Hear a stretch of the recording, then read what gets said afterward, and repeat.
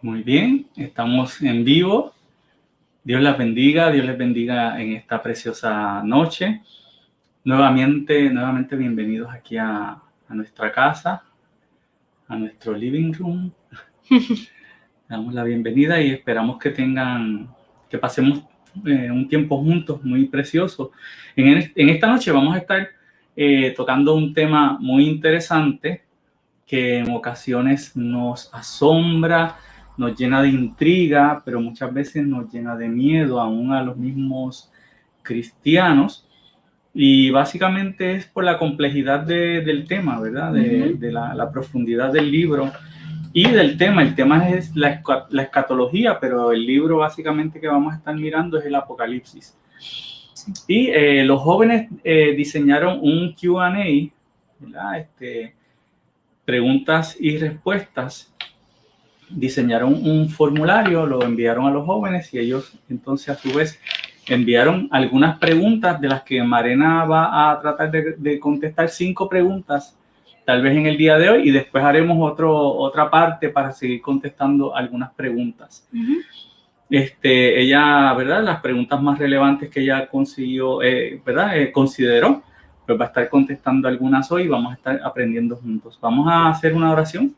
Claro. Para rapidito entonces comenzar de lleno en el tema. Hoy nos acompaña Giselle Ortiz detrás de las cámaras. Dios les bendiga a todos. Y nuestra maestra de la noche, Marena González.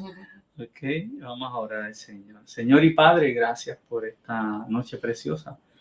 Gracias, Padre amado, por este tema precioso, este tema que vamos a estar tocando, que es un tema que nos llena de esperanza, que es los asuntos del fin, del tiempo del fin.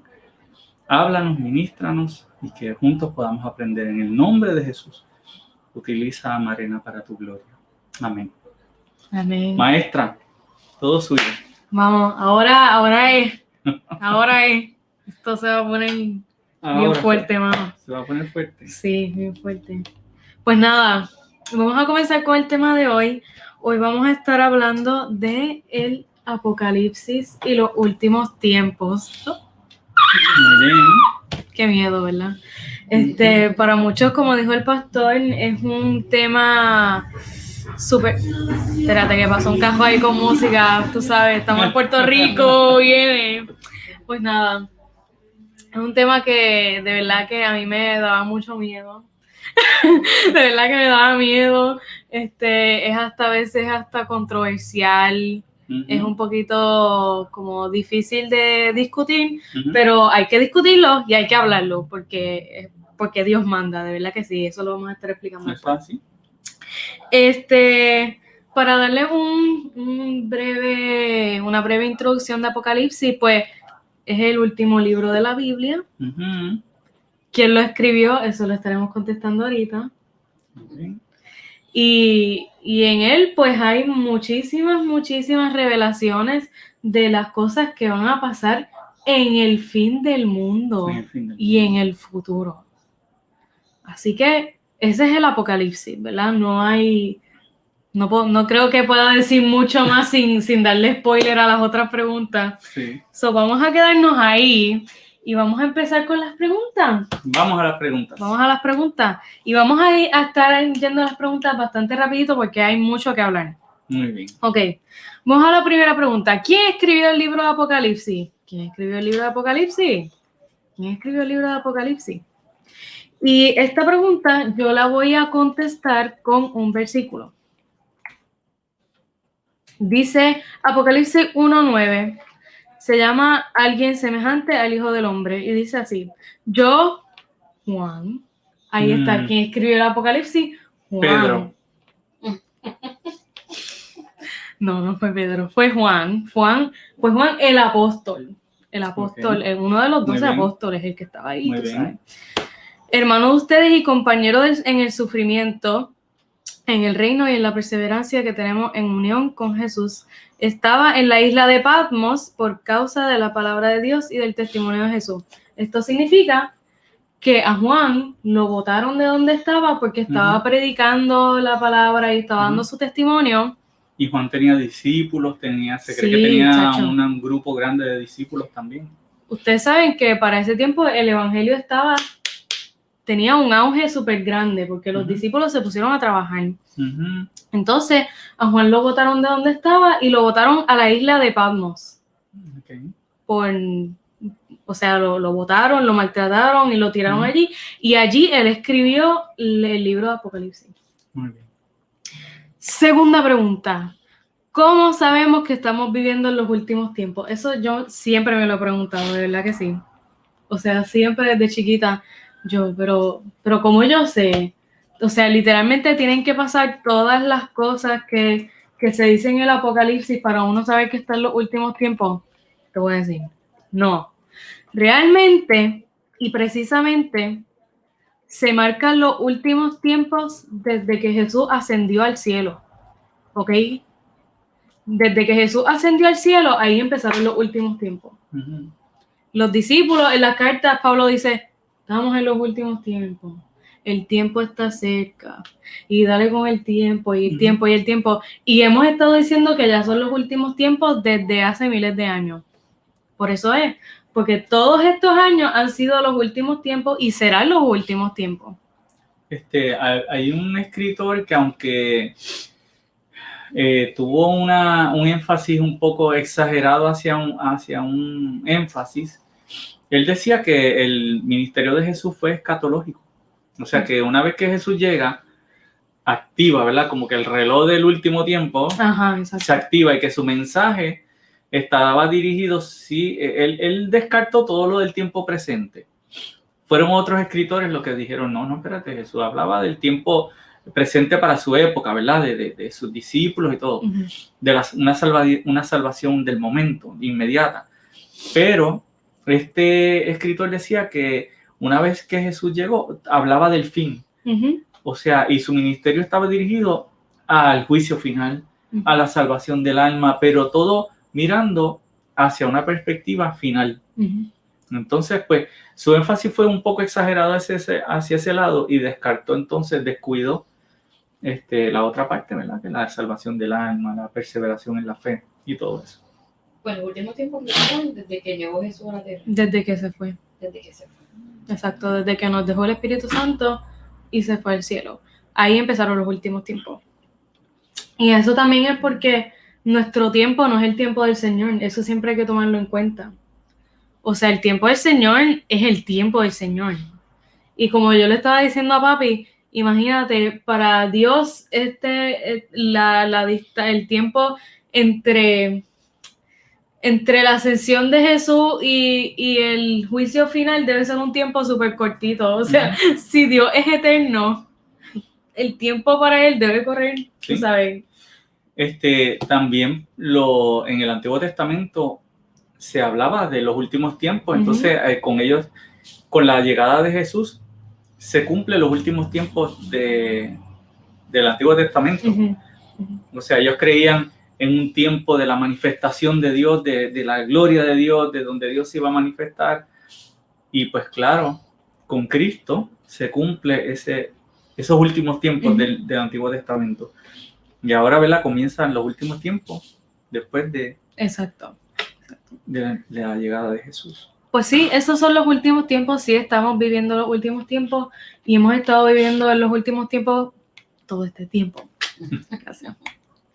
La tercera pregunta: ¿cómo identificaremos las bestias en el Apocalipsis si no son biológicamente viables? Y aquí nos vamos a extender un poquito porque hay mucho de lo que hablar. Ok, para entender la contestación de esta pregunta, hay que ir al Antiguo Testamento. Vamos a ir al Antiguo Testamento. Vamos a ir a Daniel 7, del 2 al 7. Y para resumirlo un poco, para no tener que leer todo, que nos tomará mucho tiempo, Daniel tiene una visión, y en esta visión salen 4 criaturas, 4 bestias del mar. Agarre una libreta y empieza a anotar, porque esto es bien, para que me puedan seguir, esto es bien importante. Ok, las bestias salieron del agua, del mar, aquí lo dice, del agua surgieron 4 bestias enormes. cada una diferente de la otra. Ujú. Ok. Ahora Daniel va a describir las bestias. ¿Cuáles son las Ok. 4 bestias? La primera bestia era como un león. Escriba que era un león, escríbelo. León. Era un león con alas de águila. Mientras yo observaba, le fueron arrancadas las alas y quedó de pie en el suelo sobre sus 2 patas traseras como un ser humano. Súper creepy, lo sé. Y se le dio una mente humana. Ok, esa es la primera bestia. La segunda bestia. Luego vi a una segunda bestia que parecía un oso. Oso. Eso es lo segundo que tienes que apuntar. Parecía Mary un Oso. oso. Merigenioso. Era un Pues esta merigenioso. Se levantó sobre uno de sus costados y llevaba 3 costillas entre los dientes. Súper creepy, mano. Y oí una voz que le decía, levántate, devora la carne de mucha gente. ¿Qué cosa más? Oso. Ok, tenemos León y oso. león y oso. Lions and tigers and bears. Oh my. No. Después apareció la tercera bestia. Y dice que aparecía un leopardo. Eso es lo otro que tienen que apuntar. León, oso, leopardo. Tenía 4 alas de ave sobre la espalda y 4 cabezas. Esta bestia se le dio gran autoridad. Okay. Y ahora vamos a la cuarta bestia. Luego en mi visión de esa noche vi una cuarta bestia aterradora, espantosa y muy fuerte. O sea, Daniel hace un stop describiendo la bestia. Y esta es como que ok. Y las otras eran aterradoras, pero... Exacto. Si uno se pone a pensar, las otras estaban terribles. Imagínate. Pero esta, él le pone especial atención de Imagínate tan terrible. Que del otro los dientes eran como costillas. Anyways, en este él toma como con un stop y la describe bien brutal. Devoraba y aplastaba a sus víctimas con enormes dientes de hierro y pisoteaba los restos bajo sus pies. Era diferente a las demás bestias y tenía 10 cuernos. 10 cuernos es lo otro que tienes que apuntar. Ok, ¿qué tienes que apuntar? Las 4 bestias salieron del mar, eso es importante. Del agua, salieron del mar, salieron del agua. Tienes que apuntar el león, el oso, el leopardo y los 10 cuernos. Con eso es con lo que vamos a estar bregando ahora. Ok. No tiene nombre esa cuarta bestia, sino que dice que tiene 10 cuernos. Ajá. No tiene comparación con Es ningún animal. la bestia de los... Era bien diferente. Exacto, era una loquera. Entonces, lo que vamos a hablar ahora es que se dice que estas 4 bestias tienen un significado, obviamente, pero era un significado que apelaba a esos tiempos. Ok. Se dice que la primera bestia, que es el león con las alas del águila, el león, representaba a Babilonia. La segunda bestia, que es el oso, representa al imperio medo-persa. La tercera, que es el leopardo, representaba a Grecia. Y la cuarta, que es la bestia de los 10 cuernos, representaba a Roma. O sea que son diferentes reinos que se levantan, que dominaron diferentes momentos de la historia de Israel, sí, de aquel entorno, porque Babilonia alcanzó muchísimo terreno y Persia alcanzó mucho más que, ¿verdad? Y Roma todavía mucho más, o sea que fueron naciones que fueron alcanzando. Y también naciones que, como Babilonia especialmente, que llevaron en esclavitud a los israelitas, que fueron horrible. Y Roma también. Y pues vamos tomando en cuenta otra vez los animales, león, leopardo, oso y los 10 cuernos y que salieron del mar. Ahora vamos a Apocalipsis 13. Y esto está bien cool, de verdad. Está bien cool. Y Apocalipsis 13 describe 2 bestias. La primera que describe es la bestia que sale del mar. Ahí hay una clave. La bestia que sale del mar. Lo primero, después vi una bestia que subía del mar. Tenía 7 cabezas y 10 cuernos. Ahí está lo primero. Y una corona en cada cuerno y escrito en cada cabeza había nombres que blasfemaban a Dios. Esta bestia parecía un leopardo, pero tenía patas de un oso y la boca de un león. Y el dragón le dio a la bestia su propio poder y trono y gran autoridad. ¿Vieron cómo? ¿Lo vieron? Ok, que Daniel describe a estas 4 bestias diferentes, toda una diferente de la otra, y Juan pone aquí en Apocalipsis 13 una mezcla de las otras 4 bestias que describió Daniel. Okay. Así que, con todos estos detalles que hemos mencionado, esta bestia podría ser como un gobierno gigantesco de muchos países, un gobierno de muchos gobiernos.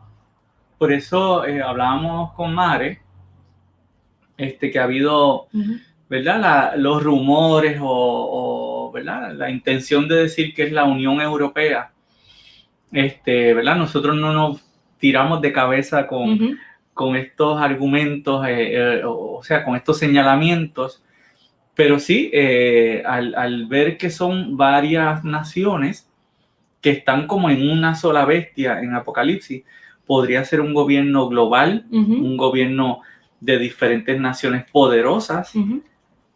También podría, yo acá, Ricardo Gonzálezísticamente, pensando, ¿verdad? Y viendo, conociendo cómo se hace la interpretación bíblica, también podemos ver que pudieran ser actitudes de estos gobiernos, ¿verdad? No solamente un gobierno como que se establece, sino tal vez las actitudes de estos gobiernos, el espíritu de estos gobiernos, de cómo llegaron, de que algunos aplastaron a otros quitaron terreno, otros llevaron cautivos, pues que ese mismo espíritu, si lo pudiéramos decir así, se manifiesta en una sola nación que tiene esas cualidades destructivas, saqueadoras, ¿verdad? Que atentan contra la vida de otras naciones más pequeñas, ¿sí? Exacto, y sobre todo esta si se le puede decir en esta interpretación, este gobierno es una blasfemia. Sí. Lo que hace es Blasfemar. Blasfemar. Pero sí, esa es la primera bestia que se describe. Y a esa bestia le llamamos el anticristo. Okay. Eso es lo que le llamamos el anticristo. Okay. Ahora vamos a la bestia que sale de la tierra, que está en los versículos del 11 al 12. Y dice: luego vi a otra bestia, esta salía de la tierra. Tenía 2 cuernos como los de un cordero, pero hablaba con la voz de un dragón. Ejercía toda la autoridad de la primera bestia y exigía que toda la tierra y sus habitantes adoraran a la primera bestia, la que se había recuperado de su herida mortal. Ok, ahora vamos a la simbología otra vez, vamos para allá. Aquí dice que tenía 2 cuernos, y por lo que yo estaba leyendo en el estudio de mi Biblia, ¿verdad? Mi Biblia tiene la porción de la palabra y tiene un estudio bien chiquitito.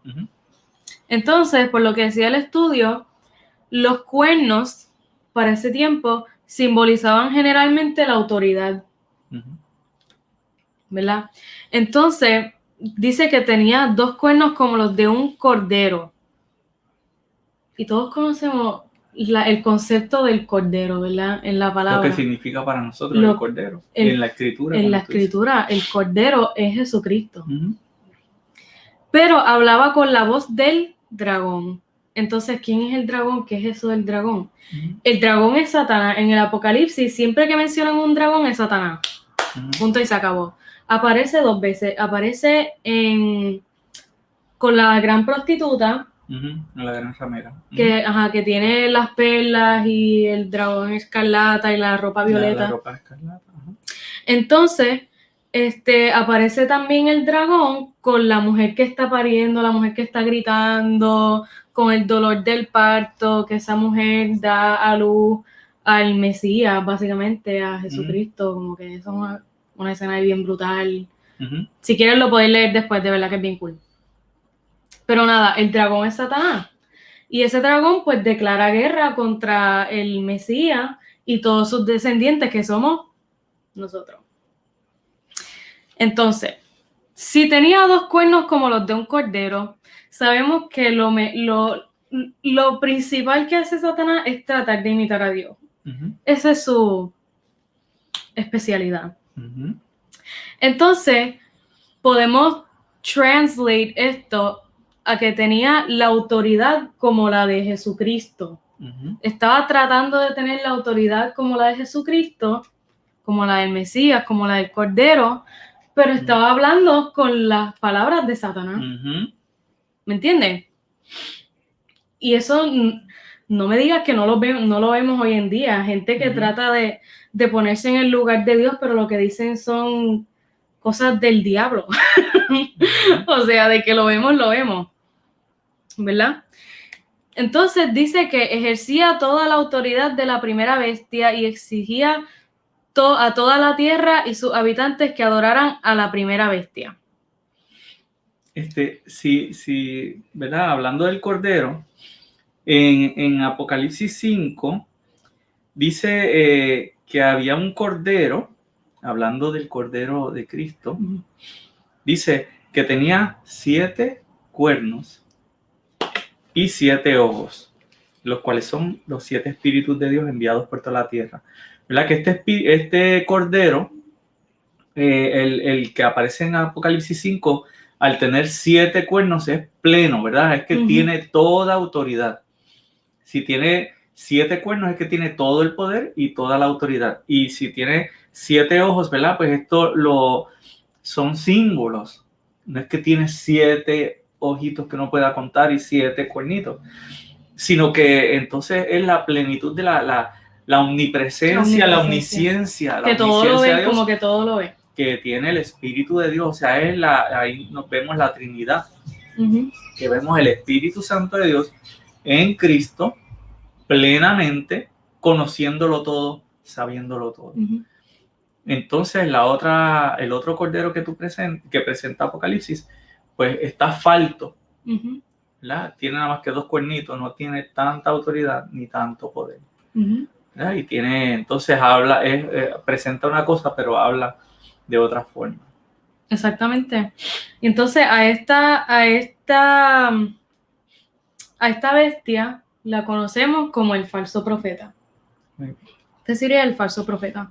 Y entonces aquí les puse una tablita de la Trinidad Santa versus la falsa Trinidad que creó Satanás.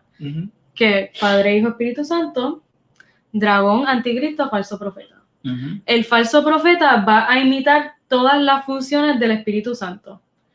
Si vemos, el falso profeta es el que le exige a la gente que adoren a la primera bestia, que es el anticristo, siendo el anticristo el falso Jesús. ¿Verdad? Es un poquito confuso. Sí, el antítesis de Jesús. Exactamente. Y entonces Satanás y el Padre son como que las cabezas de la Trinidad. Ok, sí. Queremos recordarle a los que nos ven, ¿verdad? Que estamos partiendo desde el punto de que el libro de Apocalipsis es simbólico, está lleno de simbología, que no lo podemos tomar literalmente, porque si lo tomáramos literalmente, cada una de estas bestias sería un animal con cabezas, cuernos, coronas en sus cuernos, ¿verdad? Serían seres vivos, con alas, con patas de oso, y entonces tenemos que entender que Juan estaba hablando en simbología, que sus oyentes entendían, que tal vez para nosotros es difícil y que estamos haciendo una aproximación al texto a lo más que se ha podido entender, pero que siempre hay espacio, ¿verdad? Que no nos podemos apasionar con esto y decir, esto es así, y no hay para más nadie, ¿verdad? ¿Verdad? Después que no caigamos en la herejía, pues hacemos una aproximación muy humilde, con mucho después de haber estudiado mucho, y tenemos que verlo como lo que es un libro lleno de simbolismos, y Pues obviamente Jesucristo no es un cordero de 7 ojos con 7 cuernos, ¿verdad? Cuando usa metáforas, usa símbolos para explicar, Juan, el poder de Cristo, la totalidad, la plenitud de Cristo, del Espíritu Santo, pero Cristo no es un cordero lleno de ojos, ni el diablo es un cordero con 2 cuernos, ¿verdad? Entonces, queremos que Marena, ¿verdad? Desde el principio, y yo estamos partiendo desde este punto de vista, ¿verdad? Desde una hermenéutica saludable, una interpretación bíblica saludable, ¿ok? Exactamente, sí, se me olvidó decir eso al principio, pero gracias por decirlo.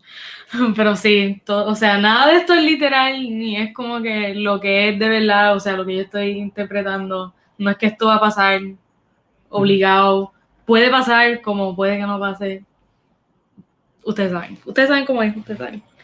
Pues sí, ahí con eso yo creo que acabamos resumiendo bastante bien, porque la pregunta era, o sea, que si estas criaturas no son biológicamente viables, pues, ¿cómo van a suceder? Pero hay 2 puntos. El primer punto es que no necesariamente estas bestias van a existir, o sea, tal y como se describen, que es lo que tú estabas diciendo ahorita. Sí. Y lo segundo es que si fueran a pasar, tal y como lo dice el libro, pues, aunque no fueran para nosotros biológicamente viables, podría pasar porque Dios no se basa en lo que es biológicamente viable. Tal vez hay una escuela de interpretación que vea que el Apocalipsis es literal, que así es, y eso es lo que es, y así se va. Ok. Y esa escuela de interpretación vería que todos los acontecimientos que hay en el Apocalipsis son así. Pero eso les roba, ¿verdad?, a la hermenéutica correcta. Cada libro de la Biblia, no solamente cada libro, sino cada pasaje de la Biblia, hay que interpretarlo por lo que es.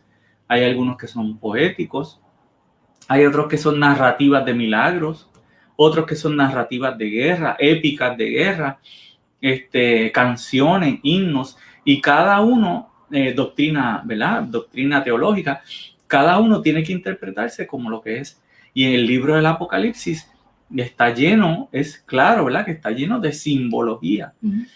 Está escrito para una audiencia que entendía qué era lo que Juan estaba explicando. Y también, además, entendemos que tiene misterio, que hay cosas que Juan en su mente finita, humana, está viendo que no sabe cómo explicarlo. O sea, él explica calles de oro, mar de cristal, pero es una aproximación. Es lo que mejor él puede entender que son esas cosas. Y le pone nombre, que esto parecía esto parecía aquello, esto parecía esto otro. Pero Juan está viendo lo celestial. En el cielo hay oro. O sea, hay calles de oro. Hay un mar que está hecho en cristal. O sea, si el cielo es oro y cristal, pues entonces es algo muy pequeño. Muy humano. Muy humano, exacto. Lo podríamos hacer nosotros aquí. Exacto, exacto. Es como rebajar el cielo. Lo que pasa es que Jesús dijo que hagamos tesoro donde ni el orín ni la polilla corrompen, ¿verdad? O sea, todas estas cosas son perecederas. Algún día se acaban. Pero Juan está viendo unas cosas que sobrepasan por mucho su entendimiento y su conocimiento humano. Son cosas celestiales. Él está viendo escenas de desastres, escenas de las copas. O sea, va a venir un ángel literalmente con una copa y la va a virar sobre el mundo, ¿verdad? Los sellos, todas esas cosas. Son cosas que él puede explicar de cómo van a suceder. Pero que es la aproximación, que es lo mejor que se le parece a él. Porque en el cielo no hay copas, ni hay ¿verdad?, ese tipo de cosas. Son como él lo puede explicar. Entonces, eso no quiere decir que no es verdadero. Una cosa, el decir que, una cosa, decir esto no es verdadero, no, que sea simbólico, no es que, o sea, como un recurso literario, no quiere decir que no es verdadero, porque Jesucristo sigue siendo el Cordero inmolado. ¿Ve? Jesucristo es el Cordero, no quiere decir que no es verdad. Lo que pasa es que el lenguaje que utiliza es simbólico, pero Jesucristo sigue siendo. No quiere decir que no hay una nueva Jerusalén. La nueva Jerusalén va a descender del cielo, pero que sea de oro necesariamente, material oro, y necesariamente haya vidrios y cristales en el mar, eso es, o sea, no es que no es verdadero, es que él usa símbolos y usa una aproximación de los materiales que él entiende, ¿verdad?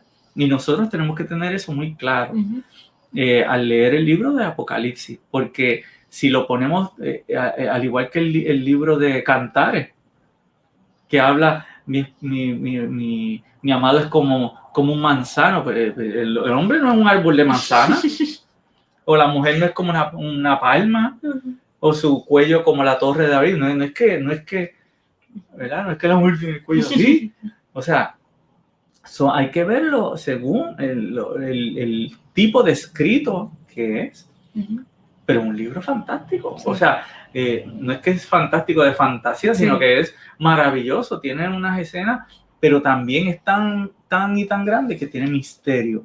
Si no tuviera misterio no fuera algo maravilloso. Sí, exacto. Si lo entendiéramos a su totalidad sería como que... Exacto. Sí, te entiendo. Pues ahora vamos a la cuarta pregunta, y esta pregunta es bien famosa y bien aterradora para muchos, y es: ¿qué es la marca de la bestia? ¿Qué es la marca y cómo es y cómo va a pasar y qué tiene y qué es la marca de la bestia? Lo voy a tratar de explicar en las palabras más simples posibles, ¿ok? So, follow me. Va a tratar de ser como Juan. Exacto, yo voy a tratar de hacer como Juan, para que ustedes lo puedan entender. Todos conocemos del número 666, que esa es la marca de la bestia, el 666. Y todo el mundo le tiene miedo al 666, y todo el mundo ve el 666 y le da algo, y no quieren que la comida le cueste $6.66, porque si no se van a morir. Ni que la tablilla del cajón sea 666. Ni que, no, muchacha, que se mueren. Miren, les puedo decir algo. El 666 es un número. ¡Es un número! El que va después de el 665. Exacto. Cuando tú vas contando, yo no sé si ustedes hacían eso, pero cuando yo era chiquita, cuando yo estaba aburrida, yo me ponía a contar. Y cuando tú estás contando, te va a aparecer el número 666. No vas a brincar del 665 al 667. Es un número. Ok, eso es lo primero que quería cubrir. Ahora les voy a presentar algo bien interesante, que es la gematria. ¿Qué es la gematria?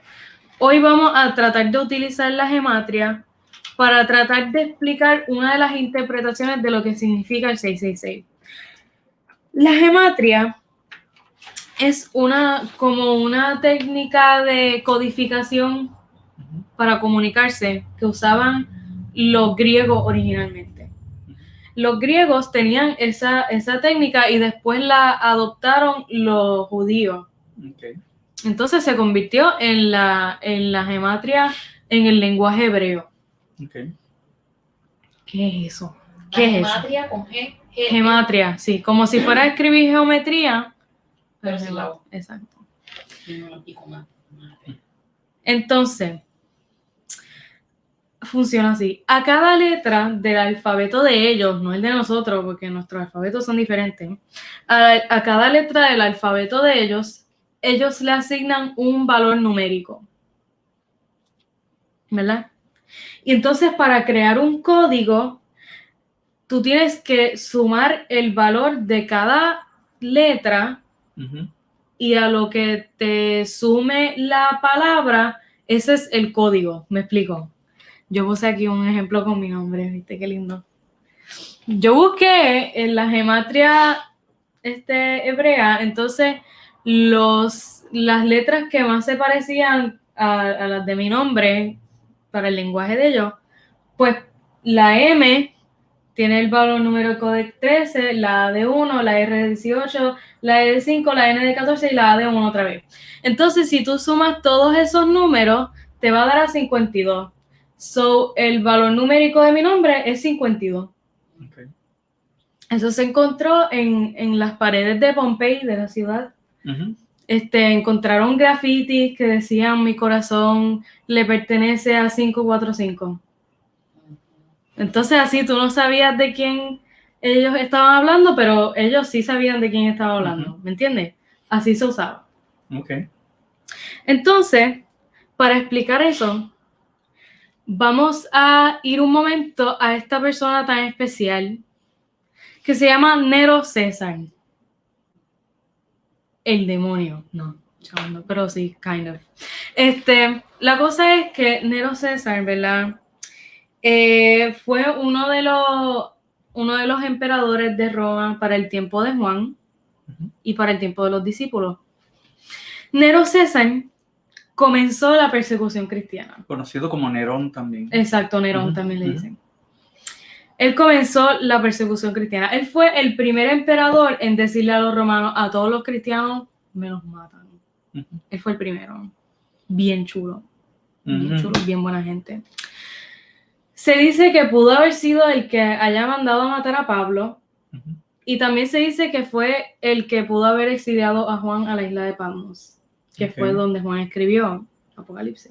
Que él fue el que quemó a Roma y le echó la culpa a los cristianos, nos dijo que eran los cristianos para comenzar la persecución.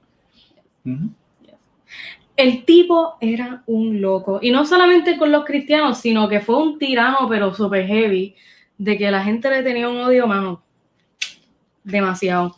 Queremos saludar al pastor Benjamín Rodríguez, que está por ahí, y el pastor Benjamín, como siempre, ¿verdad? Está explicando la clase antes de que nosotros la demos. Puso que Nerón culpó a los cristianos del incendio en Roma. Wow. Y por ahí está nuestro hermano Rigo, que dice, me encanta la manera en que dan la clase, la explican súper bien en arroz y habichuela. Como debe Qué bueno, qué bueno. Gracias, Rigo. Gracias por estar ahí pendiente. Bendiciones. Tratamos, Rigo, tratamos. Sí, tú sabes, aquí nosotros. Ay, Dios. Y pues nada, con estos detalles de Nero César, es que podemos deducir que Juan estaba describiendo a un ser parecido a Nero César cuando estaba hablando del falso profeta. Ya que en la gematría hebrea, por eso les traje lo de la gematría. En la gematría hebrea, lo que suma el nombre de Nero César es 666. Okay. Entonces, esto no significa, no, escúchame. Esto no significa que Nero era el falso profeta. No, eso no es lo que yo estoy diciendo. No me malinterpreten, ¿ok?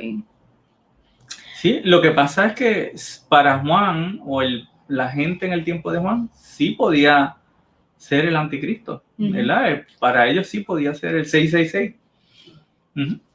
Sí, pero él lo está diciendo como, o sea, puede estar simbolizando a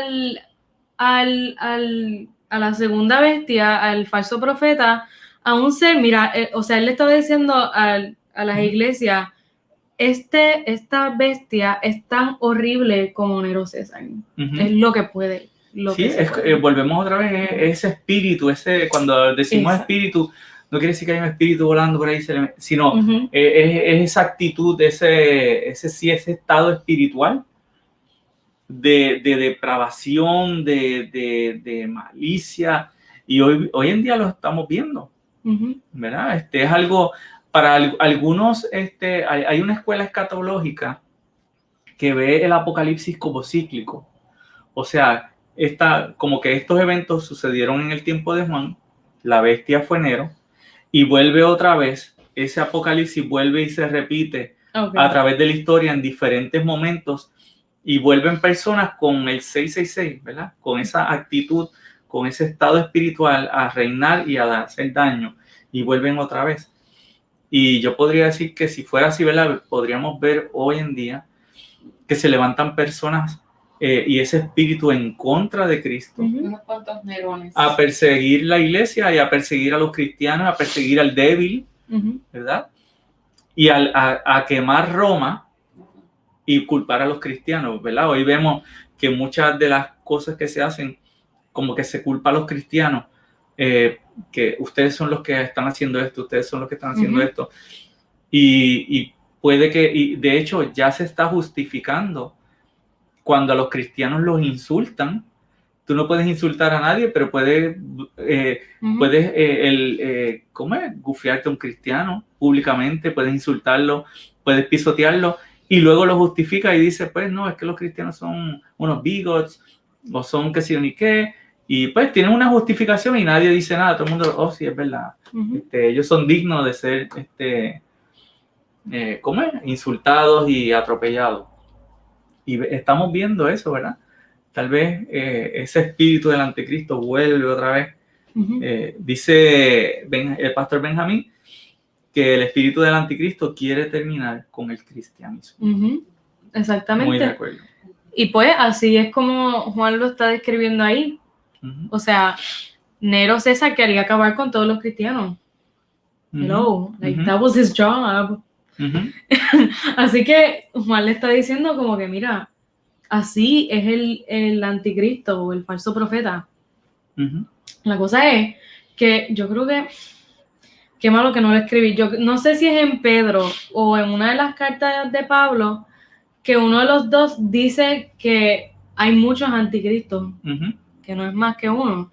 O sea, que todo el que no es del Señor... Sí, Pablo lo dice en sus cartas. Pablo, ¿verdad? Todo el que no es del Señor es un anticristo, pero aquí se presenta como que el anticristo, como que la cabeza. Horrible. Y por eso, pues puede ser el 666. Y esto es una interpretación, ¿verdad? Que está dentro de los parámetros de la buena hermenéutica. ¿Ok? Pero no estamos diciendo y asegurando, esto es, y aquí está el 666, se lo presentamos, ya, no.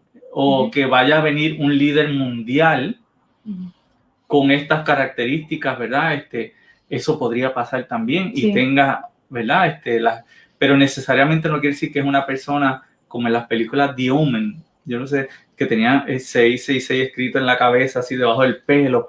O sea, no necesariamente no quiere decir que es una persona que tiene en la mano o en la cabeza o en la nuca escrito, ahí quemado, branded, el 666, ¿ok? Es más bien algo espiritual y que es peor. Ojalá fuera nada más que lo tuviera escrito y no chavara tanto.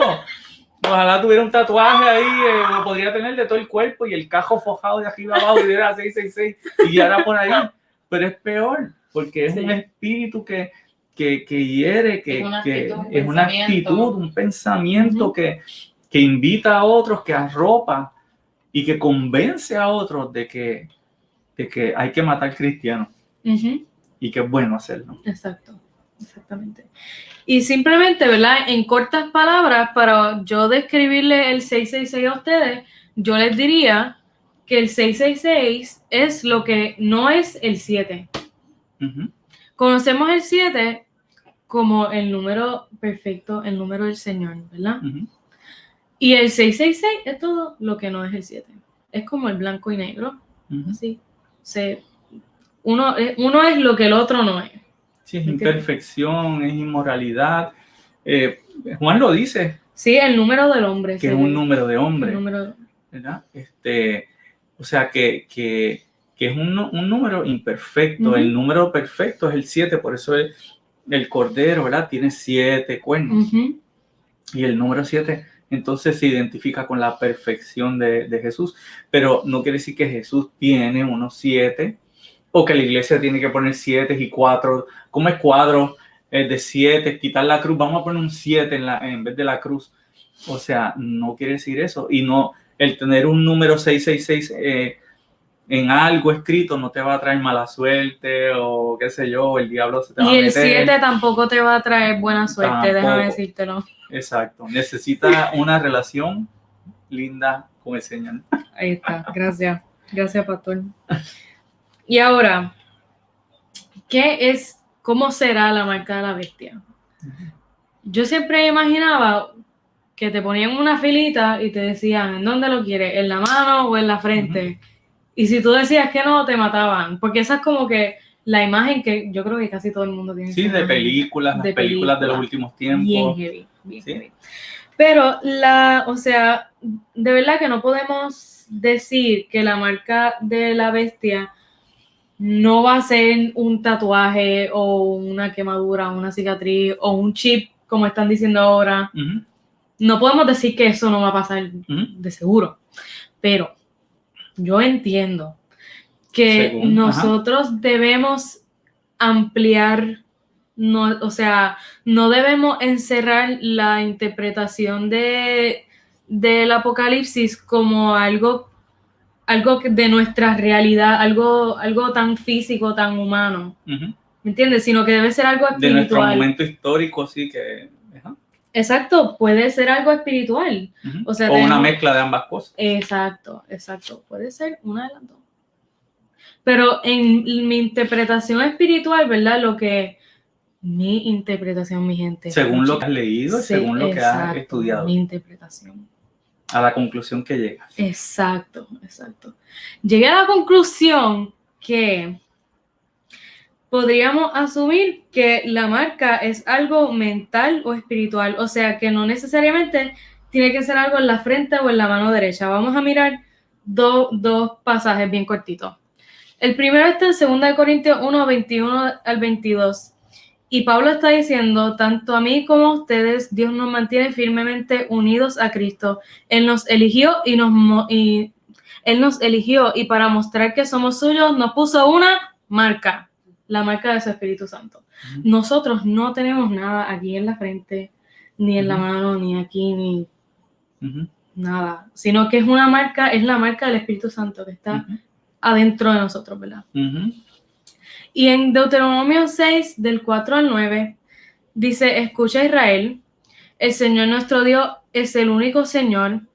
Ama al Señor tu Dios con todo tu corazón y con toda tu alma y con todas tus fuerzas. Grábate en el corazón estas palabras que hoy te mando. Incúlcaselas continuamente a tus hijos. Háblales de ellas cuando estés en tu casa y cuando vayas por el camino, cuando te acuestes y cuando te levantes. Átalas a tus manos como un signo. Llévalas en tu frente como una marca. Escríbelas en los postes de tu casa y en los portones de tus ciudades. Este me gusta más porque describe literalmente la mano y la frente, que es lo que habla de la marca de la bestia también. Entonces, lo que dicen estos dos versículos, estos dos pasajes, o sea, dicen que Dios como que nos consagra suyos y nos santifica. Y así nosotros somos identificados por el Espíritu Santo. Pero no, ellos no hablan de una marca literal. Los judíos, ¿verdad? En los tiempos bíblicos se amarraban, y todavía hay algunos que lo hacen, los ortodoxos se amarran, como la ley, en el brazo, y algunos se ponen aquí en la frente un bloquecito que contiene también ley, y lo ponen en la puerta. Eso es una interpretación muy literal, ¿verdad? Lo que él está diciendo, lo que dice la palabra es que es la mano, lo que tú haces, que es la frente, lo que tú piensas, que es tu casa, o sea, que no ni salga de tu casa nada malo, y que en contra del Señor ni entre nada, ¿verdad? No traigas actitudes a tu casa, ni salgas con actitudes que no sean dignas del Señor. Tu casa es del Señor, ¿verdad? Pero si tú tienes la ley, volvemos otra vez, como tú decías, si tú tienes el 7 escrito por todos lados y no tienes a Dios, no tienes a Cristo, no tienes actitudes cristianas, de nada vale. Como la persona que tiene el Salmo 23 abierto en la parte de atrás del carro o en la sala y no lee la palabra, no la estudia, no la entiende, no busca la presencia de Dios en oración, pues de nada vale. Pues entonces, lo que está diciendo la Escritura, ¿verdad? Que lleves la palabra en tu mano y en tu frente, es que lo que hagas sea de acuerdo a la voluntad de Dios, y lo que pienses también. Entonces, tal vez la marca de la bestia sea algo con el hacer y con el pensar. Ujú. Yo pienso que ya estamos viviendo en un tiempo, ¿verdad? La palabra dice que no habrá dinero, que pues, hay dinero, pero no está en nuestra mano como antes. Ujú. Se hace por ATH móvil, por tarjeta, ya a veces ni tienes que dar la tarjeta con el celular. Casi nadie usa cash. Y tal vez la marca está en nuestro, ¿verdad? Estamos comprando y vendiendo. Y hay esfuerzos que se están haciendo en diferentes industrias para poner un chip que las personas puedan ponchar sus trabajos, puedan tener ahí todo su expediente médico y otras cosas, ¿verdad? Con otras aplicaciones, pero sí, tiene, ¿verdad? Potencialmente podría ser algo físico, Uh-huh. pero definitivamente tiene que ver con lo espiritual. Uh-huh. Porque un cristiano podría tener un chip aquí con toda su información médica. Podría comprar y vender y ser una persona de Dios, ser una persona entregada al Señor, ser una persona, y no es que tenga la marca de la bestia, ¿verdad? Podríamos verlo desde esa perspectiva, desde ese punto de vista. Exacto, que la marca de la bestia no necesariamente tiene que ser algo ahí que te van a ponchar con el ponche ese bien caliente y te van a hacer así en la frente. Ajá, te van a quemar. Exacto, o sea, puede pasar, de verdad que puede pasar, pero no es algo definitivo. Si volvemos otra vez, si hay tanto simbología en el libro de Apocalipsis, tenemos que tener cuidado de no escoger entonces decir, esto sí es literal, esto no, esto sí, esto no, esto sí y esto no. O sea, si el libro está lleno de simbología, pues tenemos que tomar todo el libro como simbólico, que no quiere decir que no es verdad, volvemos otra vez. Tenemos que meternos en esa simbología, pero no quiere decir que no es algo verdadero, sino que tal vez no es como nosotros esperamos. Tenemos que entender a qué se refería el escritor, ¿verdad? Y no desecharlo tampoco, porque eso no va a pasar nada. No, es algo verdadero, es algo cierto, pero tal vez no es como nosotros esperamos. No necesariamente literal, con un ponchecito, como tú dices. Y algo muy curioso que quisiera resaltar es que, como mencionamos ahorita, Satanás siempre va a tratar de imitar a Dios, ¿verdad? Eso lo hablamos ahorita. Y yo creo que debemos notar algo bien cool, que es que la marca, específicamente Pablo dice que es del Espíritu Santo, ¿verdad? Y en donde se encuentra la marca de la bestia es describiendo al falso profeta, que vendría siendo el opuesto del Espíritu Santo. Entonces, la bestia Satanás quiere tener su marca en la gente. Así como ya Dios tiene su marca en la gente, que es el Espíritu Santo, porque como hablamos ayer tú y yo, el sello, o sea, la marca del Espíritu Santo es el Espíritu Santo. Ok, sí. No es otra cosa aparte. Exacto, es el Espíritu Santo. Pues entonces Satanás quiere tener su propia marca también y usa al falso profeta. Muy bien. También se puede... Bien copión, mano, bien brutal. Yo haciendo esta clase, mano, tipo... En aquel tiempo, cuando hablan de un sello, ¿verdad? El sello se derretía una cera y se ponchaba con una marca específica que todo el que viera esa carta sabía que era de esta persona de autoridad y no era fácil replicar ese sello. Y si tú entregabas la carta con el sello roto, todo el mundo lo iba a saber, el dueño lo iba a saber, el que recibió la carta lo iba a saber y tú ibas a tener... Exacto, y no podías falsificarlo porque eso no era algo accesible a la gente común, eso lo tenía la gente de autoridad y dinero, ¿verdad? Entonces el Señor está diciendo, yo te pongo a ti mi Espíritu Santo que va a ser como un sello que te, ¿verdad? Te hace propiedad mía, pero no es una cosa que es como una marca, sino que es el Espíritu Santo. En otra que no se puede imitar. La unción. O sea, no me acuerdo en cuál versión era, pero decía que nosotros somos ungidos. Cuando dice Él nos eligió, dice Él nos ungió en otra versión. Okay. Que, o sea, Nosotros somos marcados por el Espíritu Santo a través de la unción. Rigo tiene una pregunta, ¿verdad? Dice, entonces la marca será como sea y se comporte la persona. Bueno, la marca, volvemos otra vez. Si es vamos a decir que es una marca física, que es que te ponen algo, un chip, ¿verdad? Que es lo más que se ha sonado, pues necesariamente no quiere decir que te pongan un chip ahí te va a ser anticristiano o va a algo externo que te pongan no te va a llevar en rebeldía en contra de Dios. No, porque es avance de la tecnología, o sea, tecnología. Jesús dijo que las cosas, los males del hombre salen del corazón del hombre, ¿verdad? Entonces, tal vez algo así no tendría relevancia, claro, a menos que hubiera, como en los tiempos de Daniel, o te pones el chip y niegas a Dios o te matamos, ¿verdad? Pues algo así sería, exacto, ¿verdad? Ya eso sería un extremo que podría pasar, o reniegas tu fe o no, ¿sabes? Mira a ver qué va a pasar. Yo creo Eso que lo podría que pasar. Rigo dice es que si el comportamiento de una persona es como si fuera la marca, o sea, si la persona se comporta conforme a la voluntad de Dios, pues tiene la marca de Cristo, pero del Espíritu Santo, pero que si la persona se comporta pues según el diablo y las obras del diablo, pues lleva la marca del falso profeta. Eso claro. Yo lo pensé también. Sí. Eso entiendo que es lo que está aprendiendo. Claro, debe ser, ¿verdad? Y como nos enseña la palabra, debe ser algo más que un buen comportamiento. Tiene que ser que la persona, porque buen comportamiento puede tener mucha gente.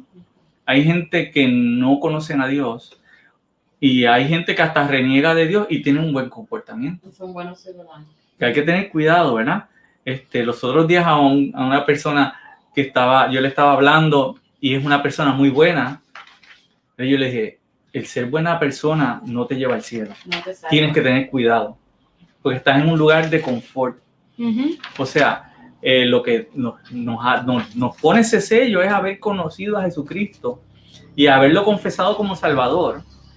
Y entonces Dios nos pone el sello del Espíritu Santo, ¿verdad? Y ahí tu comportamiento cambia y es transformado. Llevar la vida que Cristo nos pide que llevemos. Esa es la marca. Y sí, o sea, básicamente como... Espero que haya, ¿verdad, Rigo? Esperamos haber contestado tu pregunta. No sé, cualquier cosita nos escribes al inbox también o nos escribes ahora un momentito y podemos seguir. Sí, que como dice Juan, el que no es de Dios es del diablo. O sea, exacto, Juan te lo dice ahí straightforward. O sea, el que no es de Dios es hijo del diablo. O sea, si seas buena persona, seas buen ciudadano o no, si eres del Señor, el Señor se te va a marcar como suyo. Ok, él dice que sí contestamos su pregunta. Gracias, Rigo. Pero si no, no. Y ya, eso es todo. Y pues ya acabamos. Ahora vamos a la aplicación. Vamos a hacer una pequeña aplicación con esta última pregunta que me hicieron en el cuestionario. Y la pregunta es ¿por qué es importante que estudiemos el libro de Apocalipsis? Y yo le tengo varias razones aquí. Lo primero es que el libro de Apocalipsis no es diferente a los otros libros de la Biblia. El libro de Apocalipsis es un libro de la Biblia. Nosotros leemos los otros libros y estamos felices con los otros libros y estamos súper bien, pero cuando llega el Apocalipsis, no, eso no se puede predicar, eso no se puede leer, eso no se puede estudiar, porque a la gente le da miedo. No se puede.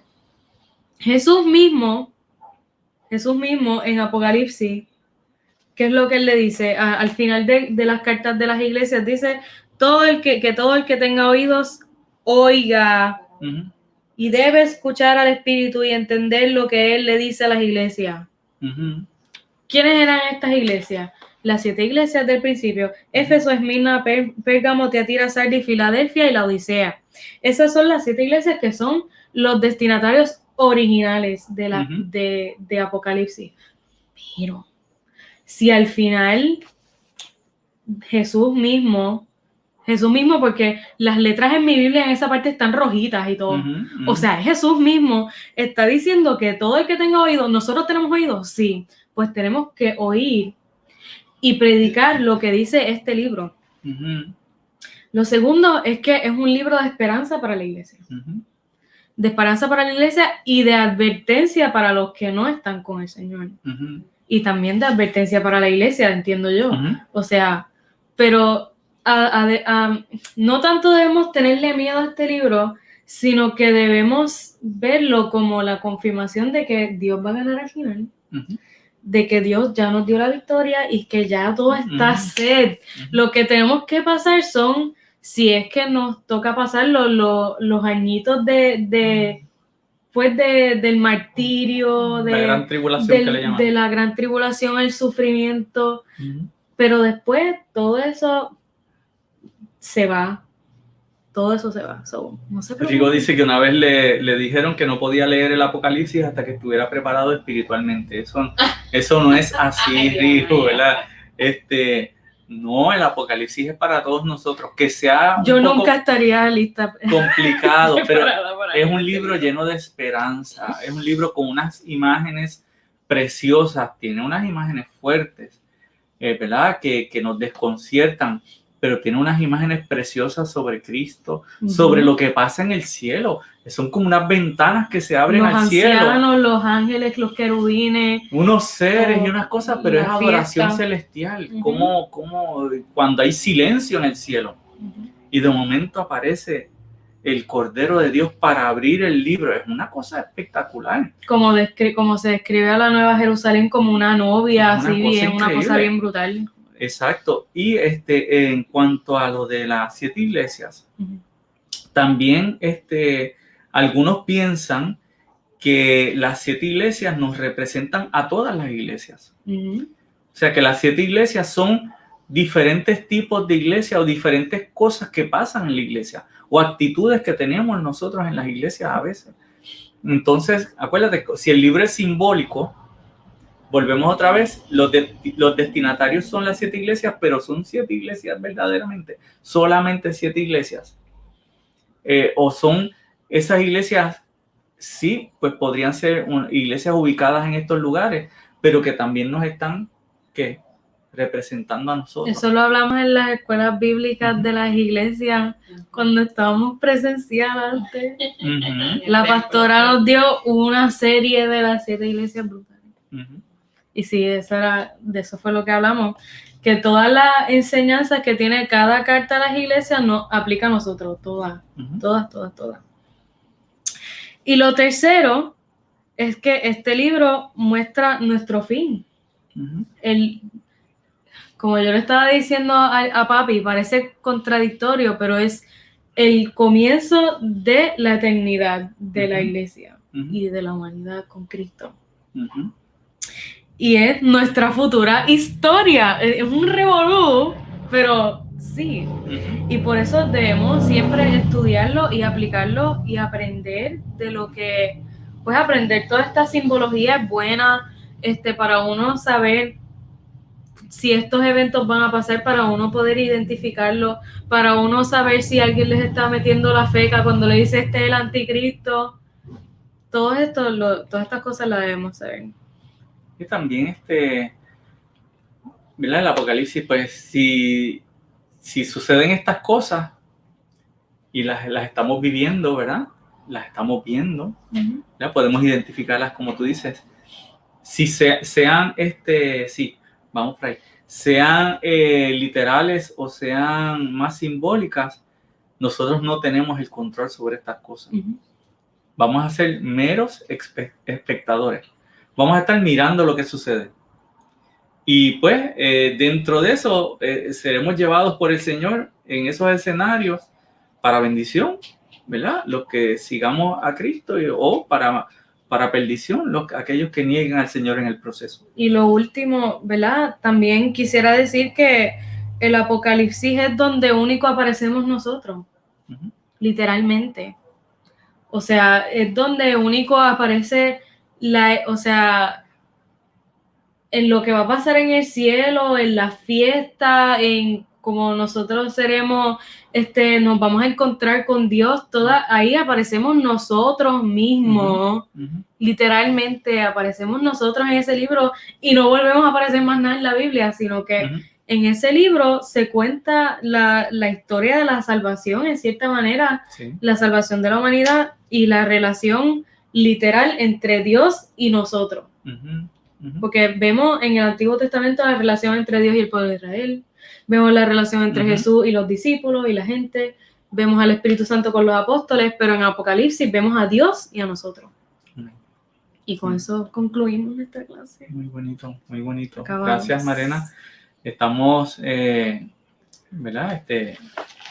Conscientes de que esto conlleva mucho estudio. Hemos visto a Marena todos estos días estudiando la palabra como una demente, ¿verdad? Y estamos agradecidos del trabajo que ella ha hecho muy responsablemente, y de ustedes, de haber estado pendientes y ahí aportando en esta clase. Esperamos haber aclarado algunas dudas, y este libro es tan maravilloso que seguirán habiendo dudas, ¿verdad?